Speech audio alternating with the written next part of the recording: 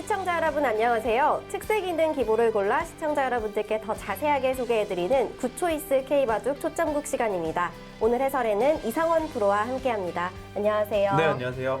네, 오늘은 어떤 인상 깊었던 대국이 준비되어 있는지 궁금한데요. 네, 먼저 신진서 구단의 바둑을 준비했는데 신진서 구단이 박정환 구단을 처음으로 결승전에서 만났습니다. 두 선수가 어떤 선수가 정말 이길지 우열을 가리기 힘든 그런 승부인데요.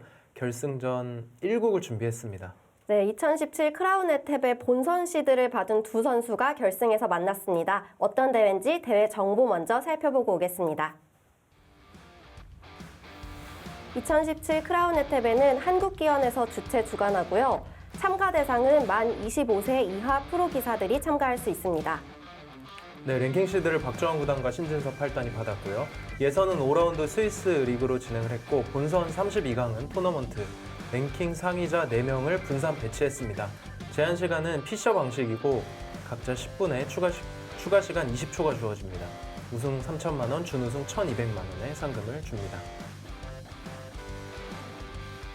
네, 신진서 8단과 박정환 9단, 2000년생과 1993년생입니다. 네, 입단 연도도 2012년, 2006년으로 이렇게 좀 차이가 있죠. 두 선수의 나이가 7살 차이인데 그만큼 이제 1인자 계보를 잇는 박정환 9단에 이어서 신진서 8단이라고 할 수 있겠고요.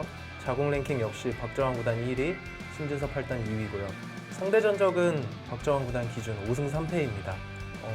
특기할 만한 것이 앞서 설명드린 것처럼 두 선수의 첫 번째 결승 맞대결이거든요. 네.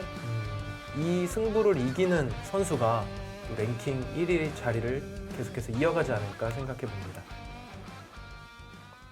네, 한국 랭킹 1위와 2위의 대국인 만큼 주목을 많이 받았던 대국인데요. 이 대국 관전 포인트를 좀 짚어주실 수 있으실까요? 네, 일단은 박정환 구단 같은 경우는 또 바둑 자체가 워낙 무결점 바둑이다. 또 완벽한 균형 감각 이런 것들로 주목받고 있지 않습니까? 네. 그만큼 바둑이 좀 단조로워진다면 박정환 구단의 승산이 높을 걸로 예상이 되고요. 반면에 정말 전투력이 강한 신진서 8단이 전투 바둑으로 이끌 수만 있다면 충분히 신진서 8단도 승산이 있을 것 같습니다. 네, 어떤 대국 내용을 보여줄지 바둑판에서 만나보겠습니다.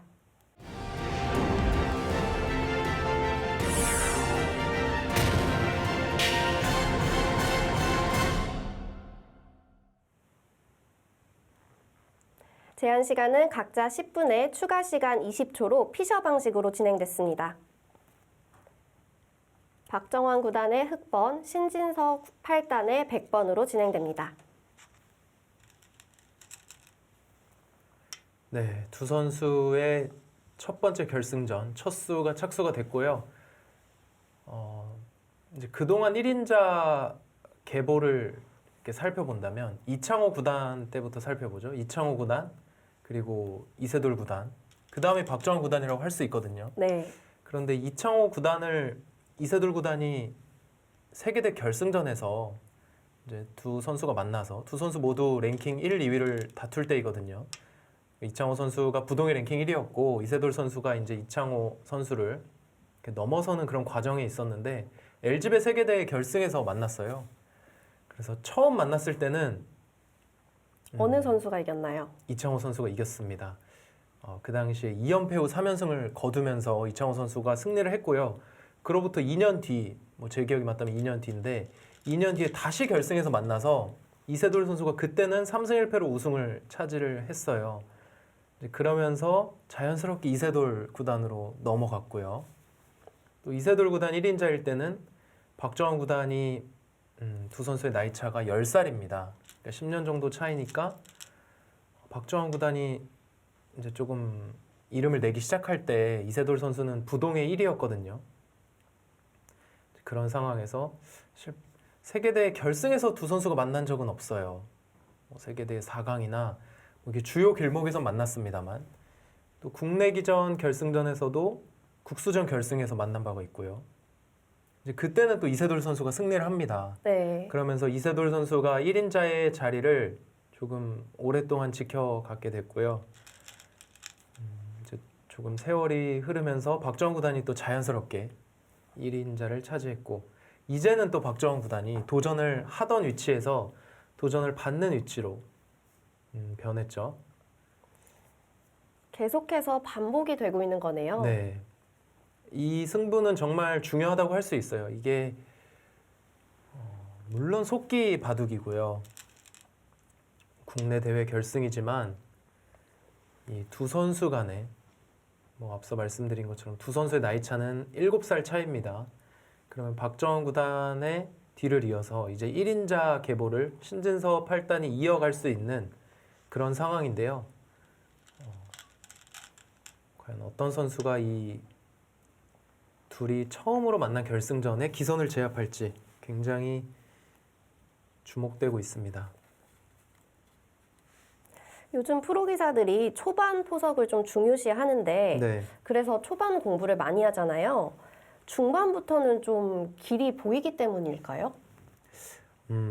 사실 중반에 대한 공부라는 게 딱히 없어요. 이 중반에 길이 보인다 이런 뭐 그런 것보다는 아무래도 초반에 대한 연구가 이제는 답을 좀 정해주고 있습니다. 인공지능이 나오면서 우리가 이 장면에서 예를 들면 인공지능은 뭐 여기를 한 칸 띄는 게 정수인 건지 또는 이렇게 날일자를 두는 게 정수인 건지 이런 걸 알려줍니다. 그러니까 알려준다는 게 예를 들면 여기를 두면 55%, 이렇게 두면 뭐 52% 승리 확률을 알려주는 거죠. 그렇다 보니까 초반전은 어느 정도 답을 알 수가 있어요. 이 선수들이 열심히 연구를 하다 보면 어느 정도 답을 알 수가 있고요. 그런 측면에서 이제 초반에 확실히 차이가 벌어져 버리면 이제 한 선수가 초반전에서 확실히 차이가 벌어져 버리면 중반전에는 사실 또 역전한다는 게 정상급 기사들 간의 대결에서 역전하는 게 그렇게 쉬운 게 아닙니다. 이제 그런 의미로 초반전을 많이 연구하고 있고요. 지금과 같은 수도 신진서 8단의 연구라고 할 수 있는데요. 보통이라면 이렇게 벌리는 거거든요. 네, 1입 3전으로 벌려두는 게 보통이죠. 네, 그러면 여길 씌워갑니다. 그리고 한 칸 뛸 때 이곳을 중복으로 만드는 거예요. 이 아래쪽 하변을 이런 식으로 둬서 그냥 중복으로 만들고 이렇게 걸쳐서요.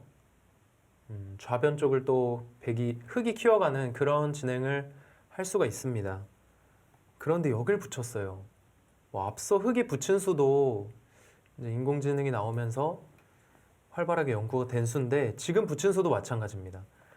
당연히 1입 3전 말씀해 주신 것처럼 1입 3전 하는 게 보통의 생각인데 이 장면에서는 붙이는 게 정수다 이렇게 인공지능이 알려줬다고 봐야겠죠. 그러자 또 씌워가잖아요. 참 초반이 많이 변했어요. 최근에 보이는 초반은 정말 많이 변했고요. 백이 여기서 강하게 둔다면 젖히는 수가 있을 텐데 젖히는 건 끊어서요. 단순하게 축으로 잡히니까 이 진행은 안 되고 그렇다면 밀 수밖에 없습니다. 그러면 이후 진행이 어떻게 될까요? 네, 일단 흙은 하나 뻗어서 둘 거고 백도 흙이 붙인 자리를 손 뺐기 때문에 이런 식으로 젖혀서 두는 게 예상이 되고요. 이제 재밌는 게 여기 씌운 수 있잖아요. 네. 여기 씌운 게 예전에는 뭐 이런 식으로 되는 게 세력을 쌓았지만 이 실리를 내주면서 약간 부담된다 이런 해석을 하고 있었는데 우리가 인공지능에게 이렇게 찍어보다 보니까 여기 씌우는 건 인공지능은 거의 절대점으로 생각을 해요.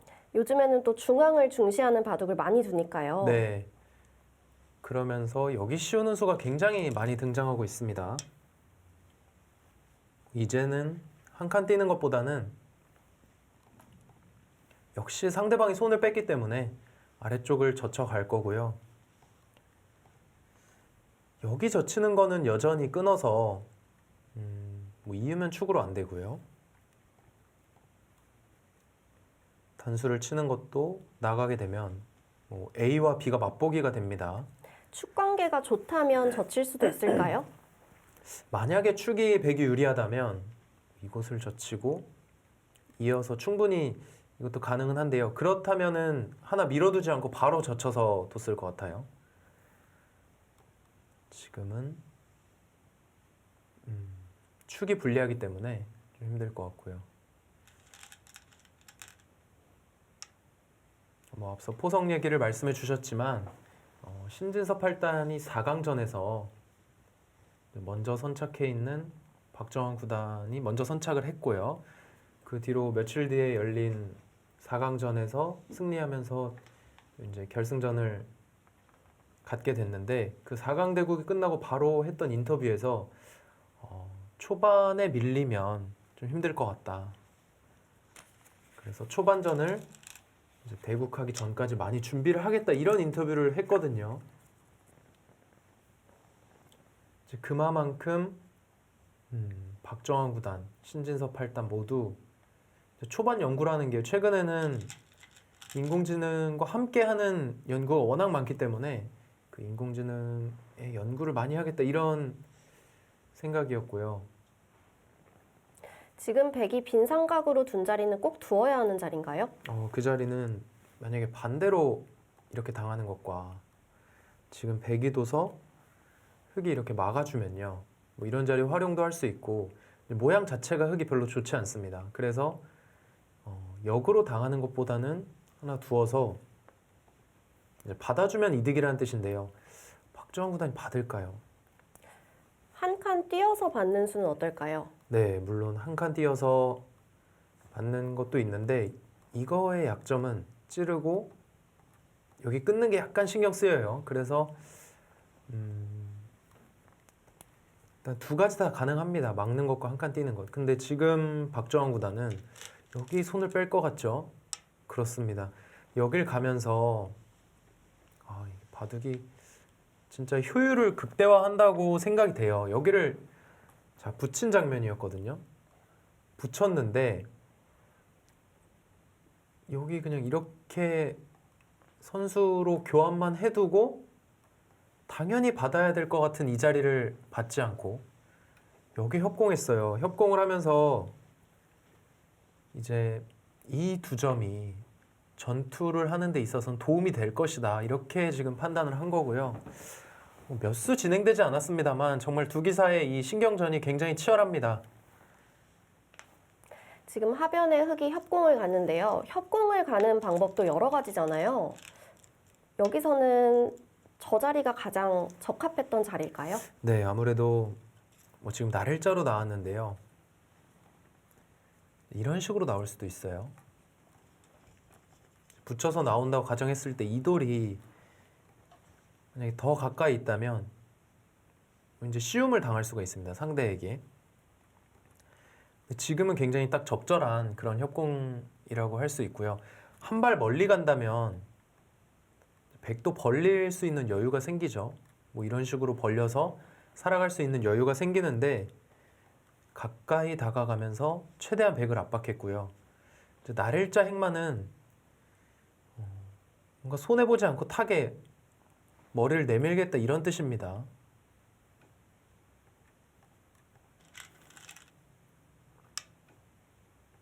예측을 해본다면 뭐 이런 식으로 늘고 받고요. 뭐 이런 형태로 진행이 될 수 있어요. 그러면 흙은 이곳 하변과 우상 쪽, 우하 쪽을 집으로 만들고 있죠. 이렇게 되면 백도 약간 기분 나쁜 진행인데요. 백도 다른 방법으로 나갈 수 있는 방법이 없을까요? 네, 다른 방법을 찾아야 될 것 같아요. 지금 이렇게 되면 양쪽을 흙이 다 둔 것이기 때문에 이 방법보다는 좀 더 가벼운 행마를 하고 싶습니다. 예를 들면 뭐 한 칸을 띄고 네, 한 칸 띄었죠. 한 칸 띄었을 때 뭐 호구 자리가 워낙 아프기 때문에 흙은 늘어야 되는데 이제는 여기를 잇는 게 아니라 뭐 이런 식으로 한 칸 띄어서 행마를 할 수도 있고요.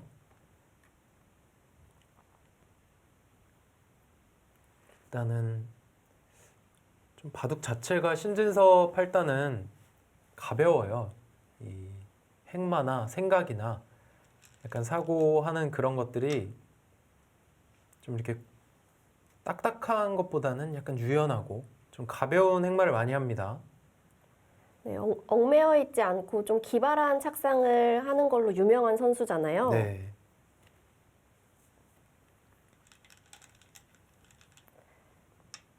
지금도 날일자로 두면서 여기는 어차피 찌르고 나와봤자 뭐 연결이 되어 있다 이런 뜻이고요. 이제 흙이 받아준다면 그때는 뭐 하나 붙이고 뭔가 조금 더 탄력적인 그런 행마를 보여주고 있습니다. 근데 이 바둑은요, 두 선수 모두 정말 이기고 싶을 거예요.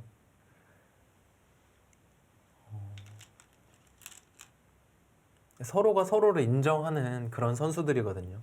신진서 선수도 이제 앞서 인터뷰도 말씀드렸지만 인터뷰에서 박정구랑 워낙 강하기 때문에 너무 잘 두기 때문에 내가 포석 준비를 잘 해야 될 것 같다 이렇게 얘기를 했고 근데 박정환 구단도 또 신진서 8단을 인정하더라고요. 그럼요. 이 신진서 8단의 어떤 그런 재능이나 번뜩이는 그런 수들을 굉장히 인정하죠. 지금은 흙이 찝는다면 끊어지지는 않나요? 물론 이 자리를 찝어갈 수는 있는데요. 흙도 약점이 있습니다. 여기를 있고요. 끊을 때 뻗는 것까지가 선수죠. 그리고 이곳을 붙여간다면